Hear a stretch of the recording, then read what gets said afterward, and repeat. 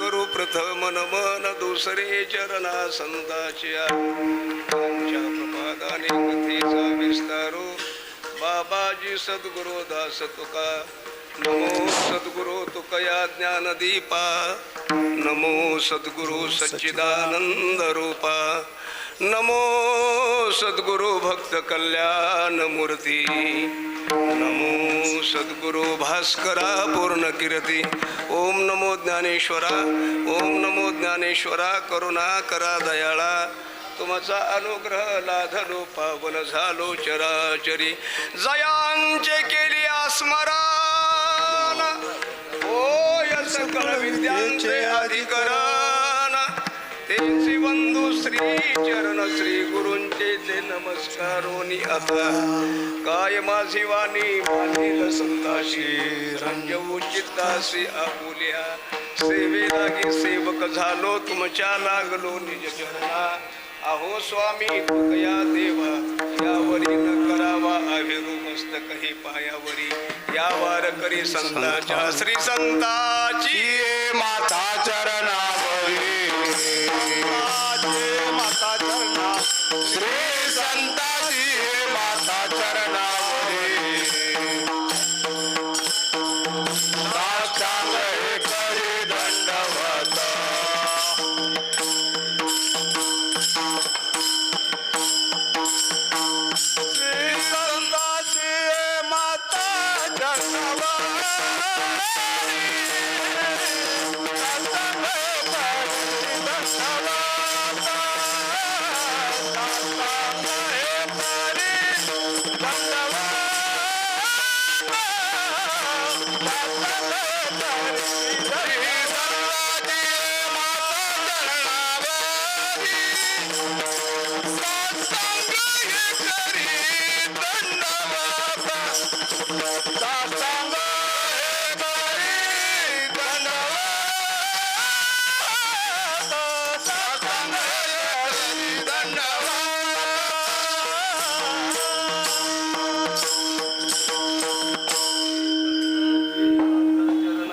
साष्टांग हे करी दंडवत सेवा ते आवडी उच्चारावे नाम भेदा भेद काम निवारोनी न लगे हलावे चालावे बाहेरी अवघेची घरी बैसलिया प्राप्त प्रसंगी प्राप्त वेळेनुसार प्राप्त स्थळी सेवेसाठी म्हणजे निरूपणासाठी निवडलेला अभंग श्रीमंत संत जगतवंद्य श्री जगद्गुरु तुकोबाराय यांच्या गाथ्यातील 4 चरणांचा सर्वांच्या पाठातील असणारा अभंग आहे.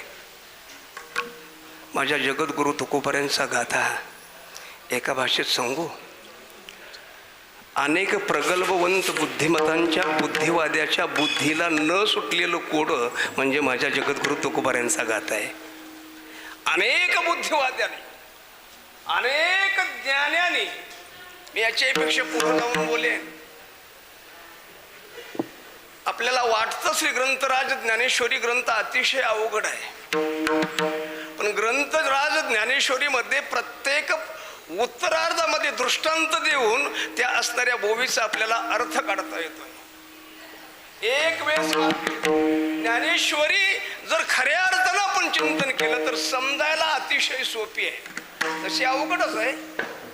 पण याच्याही पेक्षा माझ्या जगद्गुरु तुकोबारायांचा गाथा येड्या गाबड्याचं कामच नाही का. मी खरं सांगू तुम्हाला, माझ्या जगद्गुरु तुकोबारायांचा गाथा म्हणजे निवळ पुस्तक नाही आहे, लक्षात ठेवा. चहू वेदाचे केले विवरण 4 वेदाचा अभ्यास. सगळं नाही चिंतन आपल्या समोर मांडत, आपल्याला तर वेळ नाहीये. मला सांगायचंय काय की माझ्या जगद्गुरु तुकोबारांच्या श्रेष्ठ अशा तुकोपनिषद मधील हा 4 चरणाचा अभंग आहे. या अभंगाद्वारे जगद्गुरु तुकोबाराय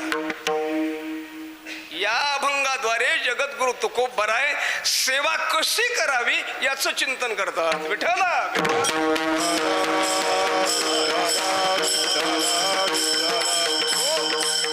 प्रारंभ करण्यापूर्वी थोडासा परिहार वागता याना त्यानं इष्ट आहे. हा चालू असलेला ग्रंथराज ज्ञानेश्वरी पारायण 16 अखंड हरिनाम सप्ताह श्री क्षेत्र आरण हरिभक्ती पारायण श्रीकांत महाराज आरवळे यांच्या संकल्पनेतून मला म्हणले महाराज कसं करायचं. मी म्हणलं तुम लढो हम पीछे कपडे संभाळते. तसं जरी माझं पत्रिकेवरती नाव असलं तर या सप्ताहाच्या जो खऱ्या अर्थानं ज्यांनी पूर्ण आपल्यावरती सर्वस्वी जबाबदारी घेतली त्यांच्या संकल्पनेतून आणि याच्याही पुढे जाऊन बोलेन. तालुका माढा तालुका वारकरी सेवा संघ. मी आता अभंग दुसरा घेणार होतो, पण सहज वर लक्ष गेलं, तुझ्या सेवे वाचोनी काही पाहता सुख कोठे नाही. सावतमाळी महाराजांचं चरण माझ्या डोळ्यासमोर आलं, अभंग बदलला. सेवा तसं माढा तालुका वारकरी सेवा संघ आणि नर्मदा माता परिक्रमा संघ, बरोबर. आता रात्री तुम्ही चिंतन थोडं ऐकलं, मी जास्त त्याच्यावरती रिपिटेशन करत नाहीये. यांच्या संयुक्त विद्यमाने खरं सांगू तुम्हाला, परमार्थ करणारी माणसं भरपूर भेटतील, पण परमार्थिक कमी. वाक्य नीट ऐका, परमार्थ करणारी माणसं भरपूर ते भेटतील, पण परमार्थिक माणसं कमी. आता परमार्थाचा बाजार झालाय तो भाग वेगळा. आणि या नारदाच्या गादीवरती सावता महाराजांच्या या पवित्र स्थानावरती उभं राहून एक वाक्य बोलतो. खरं संप्रदायाचं जर वाटोळ कोणी केलं असेल, जयदीप महाराज, ज्याने कीर्तन धंदा म्हणून वापर केला, त्याच्यामुळे वारकरी संप्रदायाला साधारण धंदा. मला नाही त्या चिंतनाकडे जायचं. बघू आपण पुढे. आणि एक विचार आला की खऱ्या अर्थानं हा विस्कटलेला समाज जो वारकरी आहे, खऱ्या अर्थानं देवाची साधना करतोय, उपासना करतोय, भावयुक्त अंतःकरणानं पंढरीची वारी करतोय, आणि अशा विस्कटलेल्या समाजाला एक राजमार्ग सापडावा, एकत्रित यावं, याच्यासाठी या सेवा संघाची निर्मिती आहे. आणि या सेवा संघाच्या माध्यमातून मी एक वाक्य बोलेन, ऐका. मी नेहमी सांगत असतो, देव पाहण्यासाठी आपण प्रत्येक जणच जातोय, देव पाहण्यासाठी. मी याच्याही पुढे बोलेन, जेवढे म्हणून परमार्थ करतात त्यांना विचारा, कशासाठी परमार्थ करताय, कशासाठी? देव भेटावा म्हणून. भेटला का? एक लक्षात ठेवा, देव ही जाणण्याची वस्तू नाहीये, देव ही अनुभवाची वस्तू आहे. देव ही अनुभवाची वस्तू आहे. आम्ही मंदिरात जातो, देवाला पाहतो, देवाचा अनुभव घेत नाही. बाहेरनं दरवाजातूनच आम्ही मूर्तीचं निरीक्षण करत जातो. पण एक लक्षात ठेवा, अंतःकरणातील भाव. म्हणून या संघटनेची उत्पत्ती झाली आणि त्या अनुषंगानं मी याच्यावरती थोडं नंतर बोलेन. आणि या संघटनेच्या वतीनं माझ्याकडे आलेली सेवा, जगद्गुरु तुकोबाराय बोलतात की खऱ्या अर्थानं तुम्हाला सेवा करायची आहे ना, नामसप्ताहाच्या ठिकाणी जा आणि तिथं सेवा करा. सेवा करण्याला काही कष्ट लागत नाहीये, फक्त देवाचं नामचिंतन करा. देवाचं नामचिंतन केलं की निश्चितपणे तुम्हाला सेवेचं फळ प्राप्त होईल. सेवा ते आवडी. पण जगद्गुरु तुकोबारायने मध्ये शब्द घातला, आवडी. आवडीनं जर तुम्ही देवाची सेवा केली तर लक्षात ठेवा, ती सुद्धा भगवंताची सेवाच होते. पण भेदाभेद काम रूढी. आमच्या वृत्तीमध्ये इतके भेद आहेत. जयदीप महाराज आपल्या दोघांसाठीच जड जीवाचा भेद, जड जडाचा भेद, जड ईश्वराचा भेद, ईश्वर जडाचा भेद, ईश्वर जीवाचा भेद, 6 प्रकारचे विचार सागर. चला, हे सगळे भेद, या सगळ्यांचं चिंतन आहे का? आपल्या अंतःकरणातील द्वैत भावना संपवून भावयुक्त अंतःकरणानं आवडीनं त्या देवाचं नामचिंतन केलं की मग जगद्गुरु तुकोबाराय बोलतात, तुम्हाला कुठंच जायची गरज नाही ना. लगे हलावे चालावे बाहेरी, घरी बसून ज्या ठिकाणी आहात त्या ठिकाणी काम करताना, कामामध्ये काम काही म्हणा, राम जाईल भवश्रम, सुख होईल, दुःख तर का हो जगद्गुरु तुकोबार आहे. मग ते देवाचं नामचिंतन करत असताना आम्ही काहीतरी साधना करावी का, पूजा करावी का, हार घालावा का, कीर्तन करायला घालते तसा देवाची पूजा करावी का. जगद्गुरु तुकोबारा म्हणतात, जर पूजाच करायची असेल, तुझ्या अंतःकरणामध्ये जर भाव असेल तर ऐक, तुझ्याजवळ जरी इतर साधनं नसतील, देवाला अर्पण करण्यासाठी अलंकार नसतील, देवाला अर्पण करण्यासाठी अलंकार नसतील, पण देवाचे नाव तर तुला माहिती आहे, देवाचीच नामे, देवाचीच श्री देवाचंच नाव घ्यायचं. देवा श्री हरी सर्वालंकारी समर्पावी. फुलवच नाहीचं, ही तुझ्या डोक्यावरती फुल अर्पण करतो, सर्व अलंकारे समर्पावी.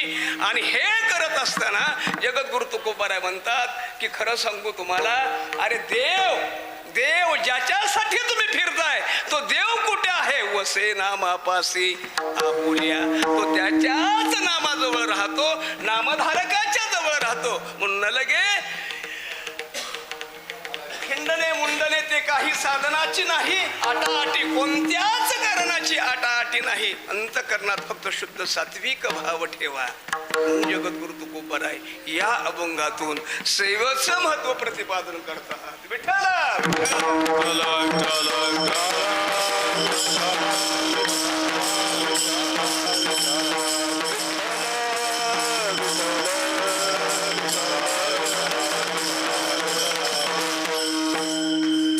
पहिला शब्द आहे सेवा. सेवा करण्यासाठी चाकर व्हावं लागतं, सेवा करण्यासाठी दास व्हावं लागतं, सेवा करण्यासाठी नोकर व्हावं लागतं. बरोबर आहे. सर्वसामान्यपणे सेवा जर करायची झाली तर दास्यत्व पत्करावं लागतंय, सेवाच करायची झाली तर नोकरी पत्करावी लागते, सेवाच करायची झाली तर चाकरी पत्करावी लागते. आता माझा सगळ्याला प्रश्न आहे, ऐका, तुम्हाला चाकर व्हावं वाटतं का मालक व्हावं वाटतं? प्रत्येकाला विचारतो, तुम्हाला चाकर व्हावं वाटतं का मालक व्हावं वाटतं? चोपदार तुम्हाला काय व्हावं वाटतं? मालक. मालक. कितीही गरीब असू द्या, त्याला वाटतं मी 2 पैशाचा तरी मालक. नाहीच झालं कुठली तर कमीत कमी घरी बायकोने तरी मालक म्हणावं. प्रत्येकाला मालक होण्याची इच्छा आहे, प्रत्येकाला मालक होण्याची इच्छा आहे. दास्यत्व कोणीच करायला तयार नाही. पण खरं सांगू तुम्हाला, दास्यत्व दास झाल्याशिवाय त्या भगवंताच्या स्वरूपाचं ज्ञान प्राप्त होत नाही. त्या भगवंताच्या स्वरूपाचं ज्ञान प्राप्त होत नाही. बरं चला पुढं, सगळं नाही चिंतन करत. एकच नवविधा काय बोलिली जे भक्ती, याच्यामध्ये दास्यत्व भक्ती कोणी केली? हनुमंताने. हनुमंतरायाने. सगळ्याच्या प्रमाणपाठ. दास्यत्व निकट हनुमंते पैके मनोली केले रामचरणा, मनोली केले रामचरणा. दास्यत्व निकट हनुमंते पैके मनोली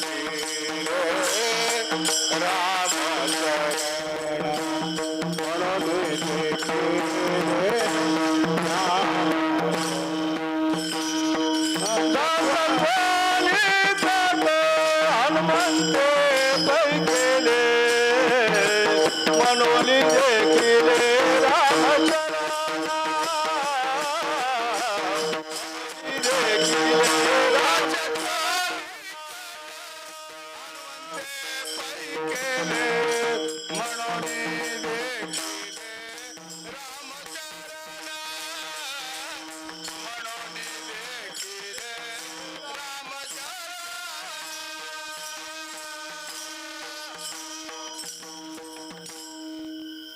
हनुमंतरायाने दास्यत्व भक्ती केली. परिणाम काय झाला? म्हणून भगवंताच्या चरणाची प्राप्ती झाली. जयदीप महाराज, इथं थोडी शंका घेऊ आपण. भगवंताचं चरण श्रेष्ठ का भगवंत श्रेष्ठ? तुमचं मत काय?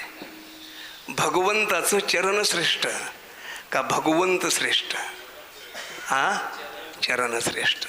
मग आम्ही भगवंताचं चरण पाहतो का भगवंताचं मुख? आपल्या अंतकरणाचा स्वभाव आहे. बाहेर जाताना आपलं चरणाकडं कोणाचंच लक्ष नसतंय. कोणाचं लक्ष असतंय चरणाकडं? नसतंय. आम्ही मूर्तीला पाहत जातो, चरण नाही पाहत. म्हणून देखिले रामचरण का अंतःकरणामध्ये आपल्या प्रभूविषयी अंतःकरणामध्ये हनुमंतरायाच्या इतकी निष्ठा होती. आमच्याकडे निष्ठा नाही राहिली. निष्ठा निष्ठे आल्या आमच्याकडं. निष्ठा निष्ठे आहे काय? रामायणामध्ये एक गोड प्रसंग आहे.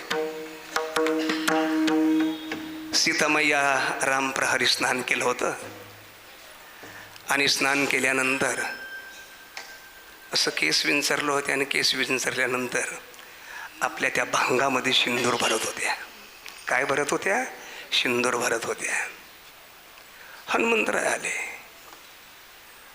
हनुमंतरायनं सीतामातेचं दर्शन घेतलं आणि मातेला विचारलं, का हो आई साहेब, तुम्ही कपाळाला कुंकुम लावलंय, पण हे भांगामध्ये ते सिंदूर का भरलाय? आता सीतामाईला प्रश्न पडला, काय उत्तर द्यावं. सीतामाईने उत्तर दिलं, हे बघ हनुमंतरा, मी भांगामध्ये जो सिंदूर लावलाय ना, याच्यामुळं तुझे स्वामी आणि माझे पती असणाऱ्या भगवान प्रभू रामचंद्राचं आयुष्य वाढतंय. काय होतंय? आयुष्य वाढतंय. एवढा शब्द हनुमंतरायाने ऐकला आणि धावत पळत बाहेर आले आणि एका दुकानात गेले आणि 20-25 किलो सिंदूर विकत घेतला आणि सगळ्याच आपल्या अंगाला फासून घेतला. लाल भडक सिंदूर फासला आणि सीतामाईच्या जवळ हजर झाले. सीतामाईनं पाहिलं, हसू आलं सीतामातेला. अरे हनुमंतरा, काय केलंस तू हे? आई, तुम्हीच सांगितलं ना, तुमच्या सिंदुरामध्ये एवढा जर टिळा असेल, त्यानं जर माझ्या प्रभूचं आयुष्य वाढत असेल, तर मी इतका सिंदूर फासलाय की माझ्या प्रभू रामचंद्राचं आयुष्यच संपणार नाही. निष्ठा, माझ्या प्रभू रामचंद्राचं आयुष्यच संपणार नाही, इतकी निष्ठा. आणि ही निष्ठा करत असताना दास होऊन केलेली सेवा, सेवक होऊन केलेली सेवा.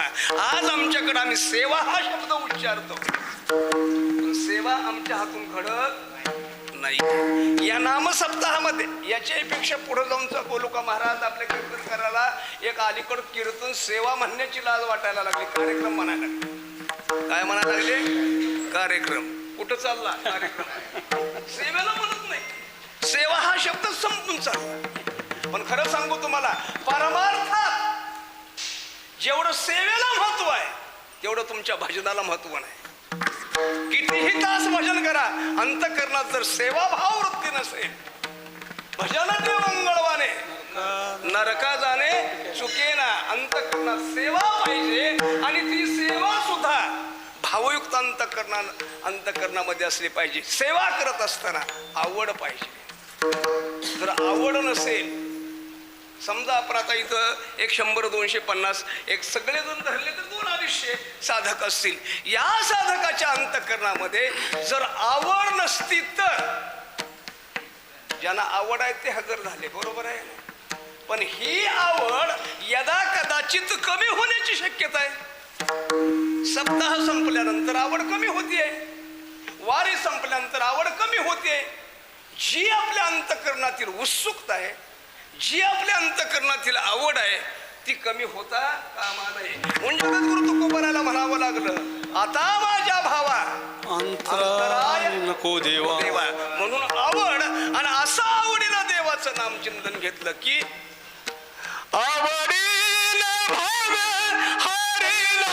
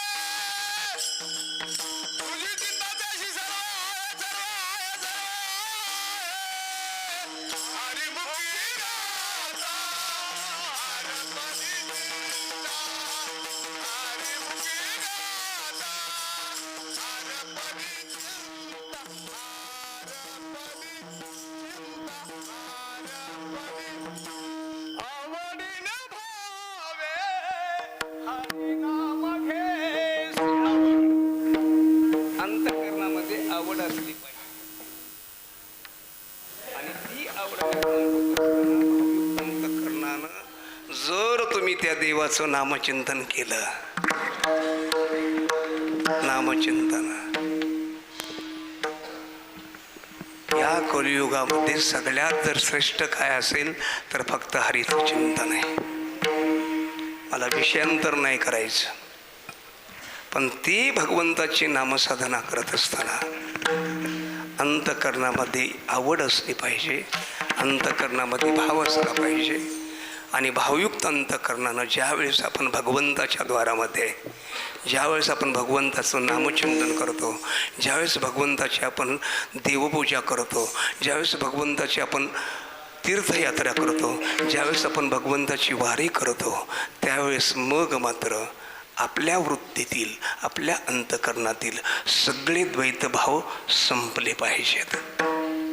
म्हणजे जगद्गुरु तुकोबाराय बोलतात, भेदा भेद काम निवारोनी. भेद म्हटल्यानंतर शास्त्रानं 6 प्रकारचे भेद सांगितले. पहिला भेद आहे जड जडाचा भेद, दुसरा भेद आहे जड जीवाचा भेद, तिसरा भेद आहे जड ईश्वराचा भेद, चौथा भेद आहे जीव जीवाचा भेद, पाचवा भेद आहे जीव जडाचा भेद आणि 6वा भेद आहे जीव शिवाचा भेद. चला, जड जडाचा भेद. जड म्हणजे ज्याच्याकडं चेतना नाही, चैतन्य नाही, ज्याच्याकडं चैतन्य नाही त्या वस्तूला शास्त्रानं जड ठरवलं, जड ठरवलं. आता हा दगड आपल्या समोर आहे, दगडामध्ये चेतना आहे का? नाही आहे. तरी सुद्धा दगडामध्ये भेद आहे का नाही? एक दगड काळा राहतो, एक तांबडा राहतो, एक पांढरा राहतो. म्हणजे दगडात सुद्धा, जडात सुद्धा भेद आहे. आता जड आणि जीव, जीव पाहिलं तर चैतन्य रूप जीव आहे. जीव कसा आहे? चैतन्य रूप आहे. जीवाला समजतं पाप काय, पुण्य काय, बरोबर आहे, खारट काय, तिखट काय, दुःख काय, आनंद काय, की ज्याला हे ज्ञान आहे त्याला जीव म्हणावं.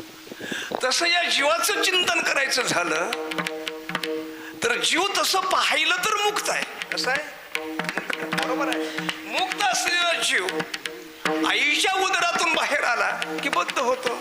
का बद्ध होतो? जन्माला येण्याच्या अगोदर, उदरचं चिंतन सांगतो. चला ऐका, की जन्माला येण्याच्या अगोदर आपण आईच्या गर्भवासामध्ये त्या भगवंताची करुणा भाकत होतो की देवा या दुःखातून मला तू बाहेर काढ. निस्त प्रमाण म्हणून एक वेळ करी या दुःखा वेगळे दुरितांचे जाळे. इतकं दुःख आहे, इतकं दुःख आहे की देवा या दुःखातून तुम्हाला बाहेर काढ. बाहेर आल्याबरोबर मी फक्त तुझंच नाम घेईन अशी देवाची शपथ घेऊन आपण बाहेर येतो. आणि शपथ घेऊन बाहेर आलो की मग मात्र आपण ती शपथ विसरतो. माया त्याच्यावरती आपलं एक पद्धतीचा पगडा पाडते आणि पाळल्याबरोबर या जीवाच्या ठिकाणी 3 दोष उत्पन्न होतात. आपल्या दोघांसाठी 3 दोष उत्पन्न होतात. त्याच्यातील पहिला दोष आहे मल, दुसरा दोष आहे विक्षेप आणि तिसरा दोष आहे आवरण. हे सगळं चिंतन करत बसायचं नाही.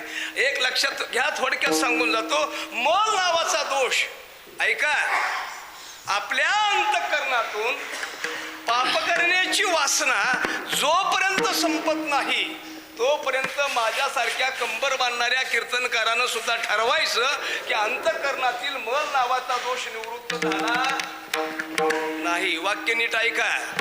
आम्ही वारीला जातोय आणि वारीला जात असताना आंघोळ करून जस्ट कपडे घालतो आणि प्रदक्षिणा करत असताना जर 100 रुपयाची नोट दिसली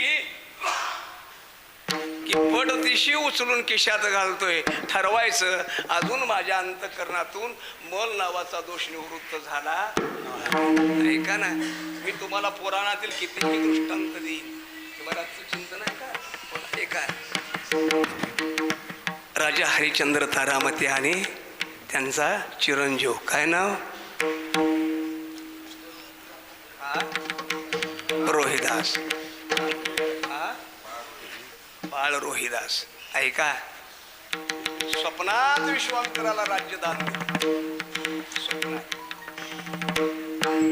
स्वप्नात दान दिलं आणि दान दिल्यानंतर स्वप्नात दिलेलं दान जागृत अवस्थेमध्ये सत्य केलं. सर्वस्वाचा त्याग केला आणि त्याग केल्यानंतर आपल्या असणाऱ्या सगळ्या वैभवाला लाथ मारली आणि बाहेर पडले. बाहेर पडल्यानंतर राजा हरिश्चंद्र पुढे चालतायत, राणी तारामती पाठीमागे चालतायत, बाळ रोहिदास पाठीमागे चालतोय. भगवंताने परीक्षा घ्यायची ठरवली आणि परीक्षा घ्यायची ठरवल्यानंतर ज्या रस्त्याने हे तिघजण चालले होते त्या रस्त्यावरती काही सुवर्ण मुद्रिका टाकल्या. राजा हरिश्चंद्रानं काहीच विचार केला नाहीये. त्या सुवर्ण मुद्रिकेवरती पाय देऊन पुढे निघून गेले. माता ताराराणी आल्या, त्याने त्या सुवर्ण मुद्रिका पाहिल्या, पण पाहिल्याबरोबर डोळ्यातून अश्रू आले. अश्रू डोळ्यात. आईनं विचार केला, मलाही याचा मोह नाहीये. देव परीक्षा घेतोय.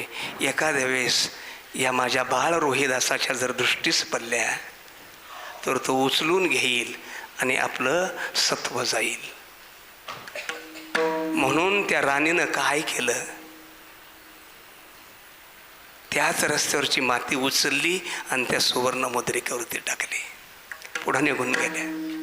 बाळ रोहिदास आला आणि त्या ढिगाऱ्याजवळ आल्यानंतर खाली बसला आणि मोठ्यानं रडायला लागला. मोठ्यानं रडायला लागला.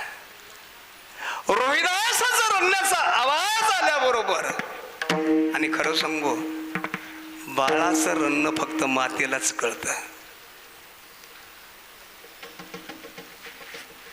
बाळाचं सुखदुःख फक्त मातेलाच कळतं. आपल्या भोपाळीमध्ये एक प्रमाण आहे, तो का म्हणे माते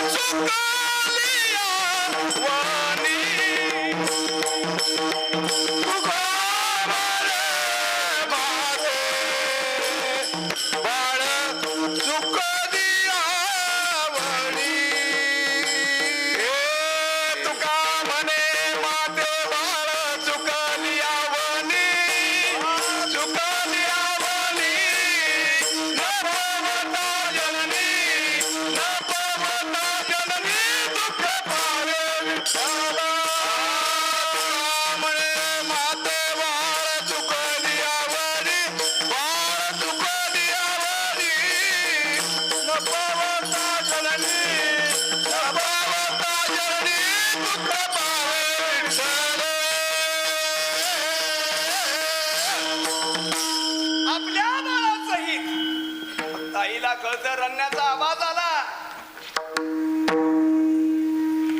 आणि हरिश्चंद्र राजाला हाक मारली, स्वामी रोहिदास रडतोय. राजा हरिश्चंद्र आणि ताराराणी रोहिदासाजवळ आले. आईनं लेकराच्या डोक्यावरनं हात फिरवला, का रडतोय बाळा? रोहिदासानं दिलेलं उत्तर फक्त लक्षात ठेवा, आई मला याचं दुःख आहे. माझ्या वडिलांनी नाही विचार केला, ते निघून गेले. अगं मी तुझ्या पोटी जन्म घेतलाय, तुझ्या अंतःकरणामध्ये हा प्रश्नच उत्पन्न कसा झाला की माझ्या रोहिदासाला लोभ सुटेल, तू माती टाकली याचं मला दुःख आहे म्हणून मी रडतोय. तू त्याच्यावरती माती टाकली याचं मला दुःख आहे म्हणून मी रडतोय. मी हा का सांगतोय की अंतःकरणामध्ये स्वप्नात दिलेलं दान सुद्धा सत्यात आल्यानंतर सुद्धा निष्काम वृत्तीनं देवाची नामसाधना करणारा हरिश्चंद्र राजा किती परीक्षा घेतल्या. एक वेळेस त्या काशीला त्या घाटावरती प्रेत जाळण्याचं काम केलं, पण अंतःकरणातील आवड आणि निष्ठा ढळू दिलं नाही.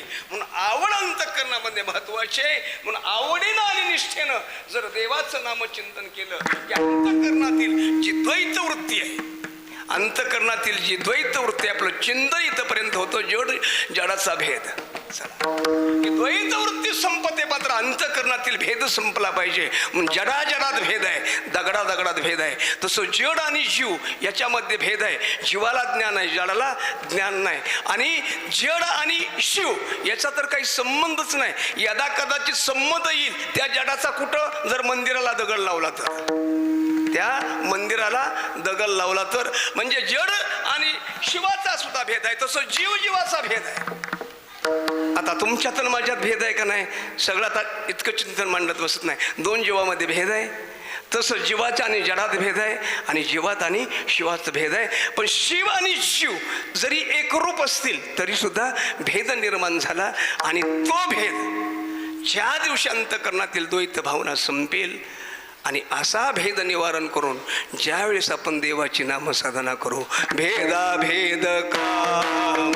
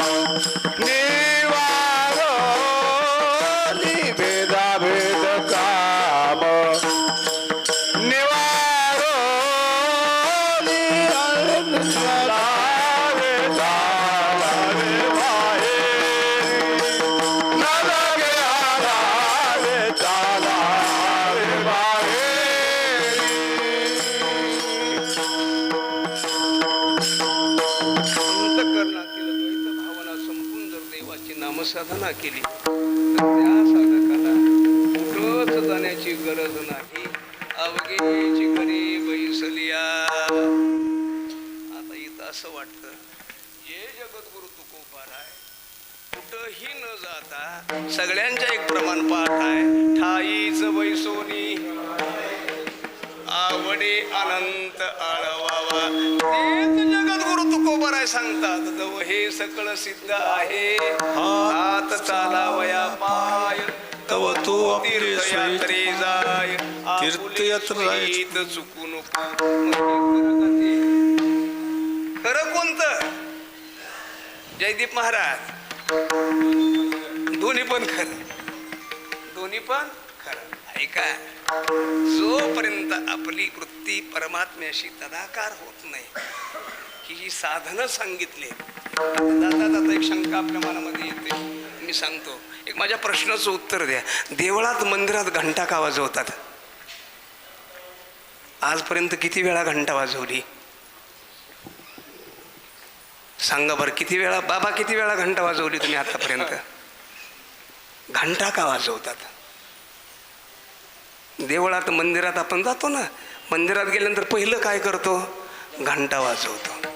घंटा का वाजवतात आजपर्यंत नाही आम्ही विचार केला. फक्त पहिल्या लोकांनी वाजवलाय म्हणून आम्ही वाजवायची, समोरच्यानं वाजवलाय म्हणून आम्ही वाजवायची. देवळात गेल्यानंतर घंटा का वाजवायची? मला एक जणांनी सांगितलं, देवाला जाग करण्यास. अरे देव झोपला तर तू उठशील का? उठा जागे वारे आता, उठा जागे वारे आता,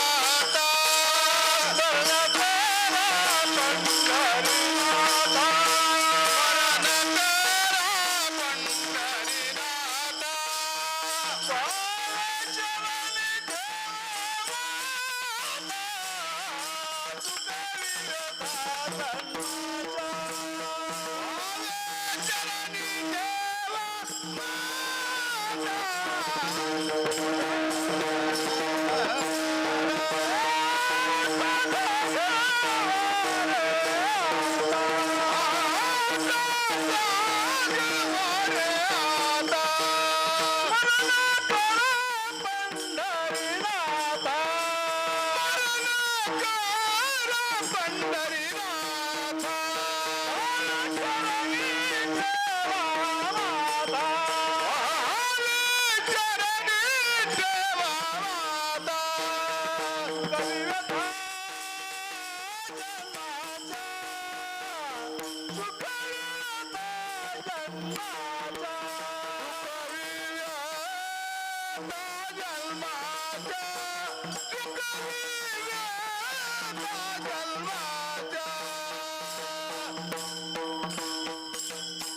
मरण करा पंढरीनाथा, वाचवणी देवा अर्थ काय नाही, फक्त आपले टाळखऱ्याला उल्हास यावा.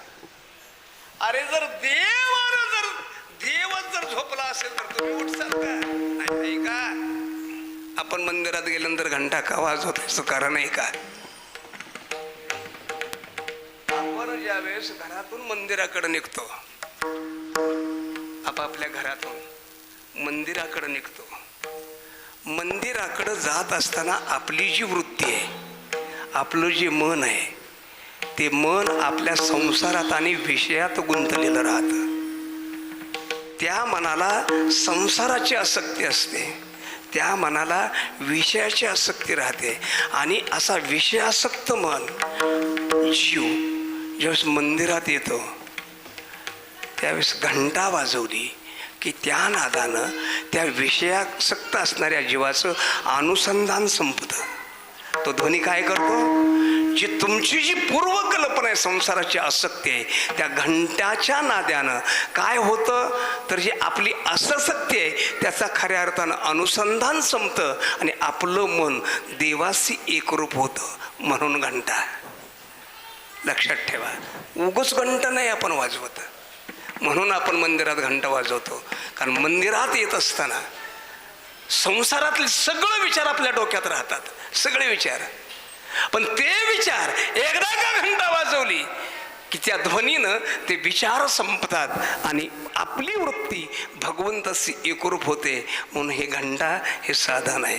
मग अशी एकाकार वृत्ती झाल्यानंतर जर तुम्ही देवाचं नाव घेतलं, मला फक्त हेच सांगायचं आहे तुम्हाला की नामचिंतन करा, नामचिंतन करा, नामचिंतन करा.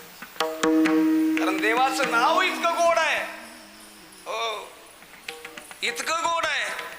नाम चांगले चांगले माझे कंठी राहू भले, कपी कुळा उद्धरले, मुक्त केले राक्षसा.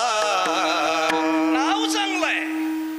अरे ज्या नामानं राक्षस तरले, ज्या नामानं राक्षस तरले, दगड तरली, मग आपण तरणार कशावरून नाही. पण आपण त्या पद्धतीनं नामचिंतन घेतो. चला ऐका, रामायणामध्ये गोड प्रसंग आहे, सांगतो पुढं चलतो, कारण मला सगळं अभंगाचं धावतं चिंतन पुढं करायचं आहे. भगवान प्रभू रामचंद्र आणि सगळे वानर त्या समुद्र तीरावरती आहेत आणि समुद्र तीरावरती असल्यानंतर प्रश्न पडला. भगवान प्रभू रामचंद्राने विचार केला, मी जाऊ शकतोय, लक्ष्मण जाऊ शकतोय, हनुमंत जाऊ शकतात, पण हे सगळे वानर पलीकडे न्यायचे कसे? हा सगळ्याला दृष्टांत पाठ आहे. त्या नळाला आणि निळाला असा एक वर होता की त्यांचा हात दगडाला लागला तर ते दगड तरंगतील, सगळ्याला इतिहास माहित आहे. असं रामनामाचा सेतू तयार झाला आणि हा सेतू तरंगता दगडावरती या समुद्रात तयार होतोय ही बातमी लंकेतील राक्षसाला कळली. आणि राक्षसाला कळल्यानंतर राक्षसाने विचार केला की आजपर्यंतच्या जीवनामध्ये आम्ही पाण्यावरती दगड तरंगलेली कधीच पाहिली नाहीत. अरे ज्याच्या साह्यानं पाण्यावरची दगड तरंगतायत त्याच्यामध्ये आपण विजय होऊ शकत नाही, आपला मृत्यू अटळ आहे, ही भीती राक्षसाच्या मनात झाली आणि राक्षस युद्ध करण्यासाठी परावृत्त झाले. आणि ही बातमी रावणाला कळली. रावण बुद्धिमान होता. रावणाची एक बाजू सांगितली, दुष्ट आहे, दुष्ट आहे, दुष्ट आहे, दुष्ट आहे. ते अवघड गणित आहे. हे रामायण सांगणाऱ्यानंतर रावणाचं खोबरच करून टाकलं, खरंच खोबरं केलं. त्यातल्या त्यात आपल्यातले जे भावार्थ रामायण असतात का नाही, त्यांना मी नावं ठेवतोय अशातला भाग नाही. शेवटी त्यांच्या अंतःकरणातली श्रद्धेला किंमत आहे. पण रावणाला इतकं लोकांनी दुष्ट ठरवलं, इतकं दुष्ट ठरवलं की बस बोलूच नका. रावणानं विचार केला, अरे मी ज्याच्यासाठी हे प्रयत्न करतोय, काय हेतू होता रावणाचा? माझ्या राक्षस कुळाचा उद्धार व्हावा, अंतःकरणामध्ये भावना रावणाच्या.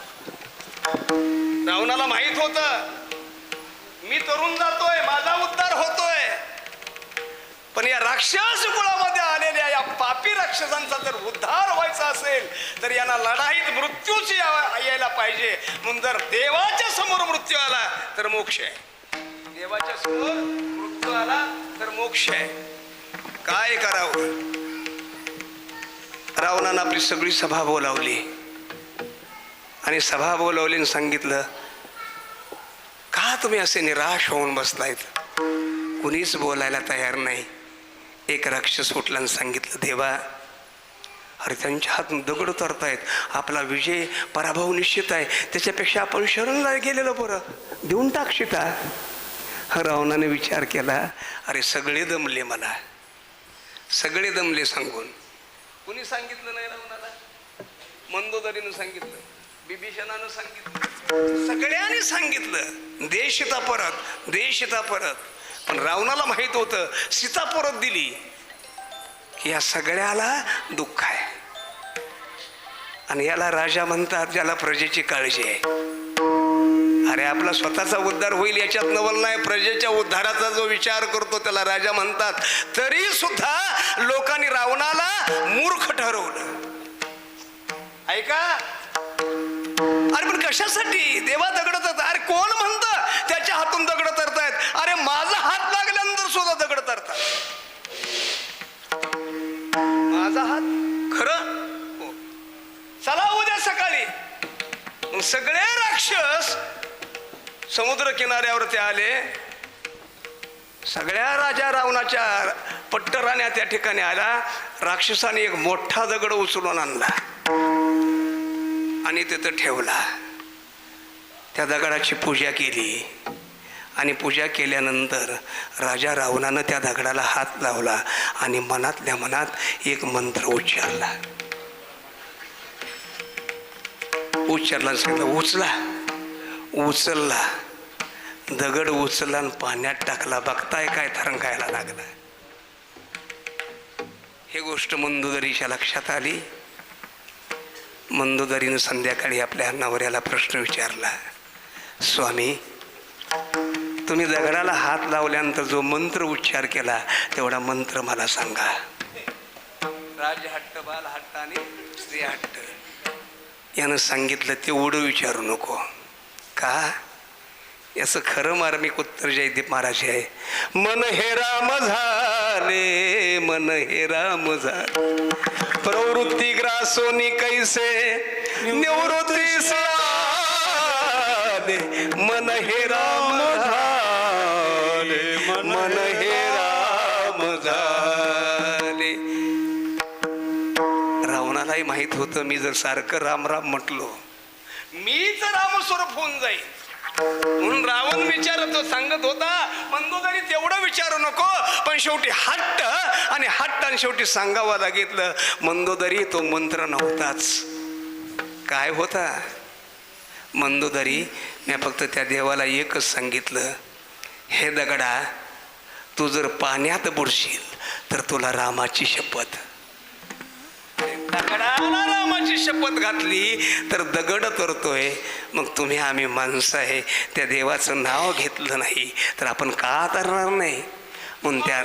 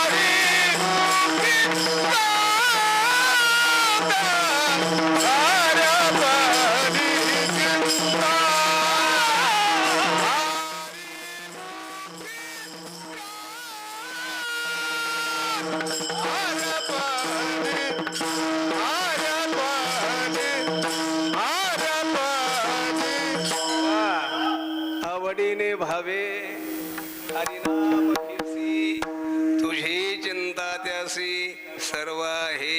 मेजर गोड प्रमाण दिलं तुम्ही. शांतीब्रह्मनाथ महाराजांचे शब्द आहेत हे. शब्द काय? आवड अधिक भाव. आवडीने आणि भावे. आता भाव म्हणल्यानंतर नेमका कोणता भाव? पाठीवर पाय देऊन जन्माला आलेला भाव का बाजारात एखाद्या वस्तूची किंमत केलेली भाव? नेमका भाव काय? शास्त्रामध्ये भावाची व्याख्या अशा आहे, प्रेमानसतो प्रथमावस्था भावा. प्रेमाच्या पूर्वावस्थेला भाव म्हणतात. लय क्लिष्ट चिंतन सांगितलं ही झोपते तिचं. ओझरता झटका द्यायचा आणि पुढं चालायचं. भाव 8 प्रकारचे: कपी भाव, मार्जर भाव, वात्सल्य भाव, शरणंगत. 8 प्रकारचे भाव. त्याच्यामध्ये परत 3 प्रकार: आधी दैविक, आधी भौतिक आणि आध्यात्मिक. सगळं सोडून द्या, फक्त एवढंच लक्षात ठेवा, भावयुक्त अंतकरणानं त्या देवाचं नामचिंतन केलं की आपल्याला कुठंच जायची गरज नाही. आणि ते करत असताना फक्त देवाची अनेक नावं आहेत. अनंत हे नाम ज्या देवाची अनंत नामं आहेत, ती अनंत नामं घेऊन भावयुक्त अंतकरणानं सर्व अलंकारे समर्पावी, त्या प्रभूला अर्पण करावी. आणि अर्पण केली की मग मात्र लक्षात ठेवा, तो देव शोधायची गरज नाहीये. तो ज्याचं तुम्ही नामचिंतन करताय त्याच नामाजवळ तो वसलेला आहे. म्हणून जगद्गुरु तुकोबाराय म्हणतात, वसे नामापासी. तो आपल्या नामापासीच वसलेला आहे. म्हणून जो नामचिंतन करतो, ऐका, त्याच्याच जवळ देव राहतो. म्हणून ऐसा ज्याचा अनुभव विश्वदेव सत्य देव तयाजवळ अशी. देव त्याच्या जवळ आहे. कोणाजवळ? जो देवाचं नामचिंतन करतो पण मनानं. ऐका, मग गीता प्रदीप महाराज, मैयावेश्य मनो ये माम नित्ययुक्ता तू मन हेची करी माझी भजने प्रेम धरी सर्वत्र नमस्कारी वज एकाते. भावयुक्त अंतकरणानं त्या परमेश्वराचं नामचिंतन करा. आणि ते नामचिंतन कसं करायचं? विठोबार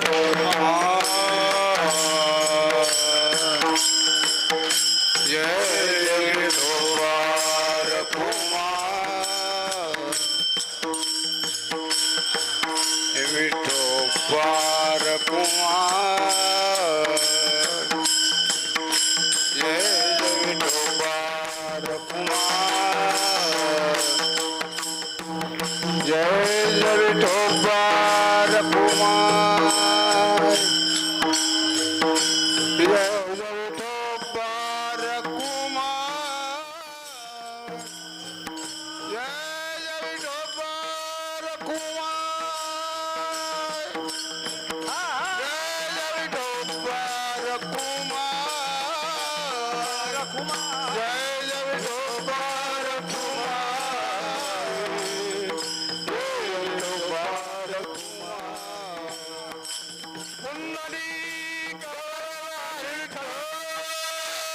श्री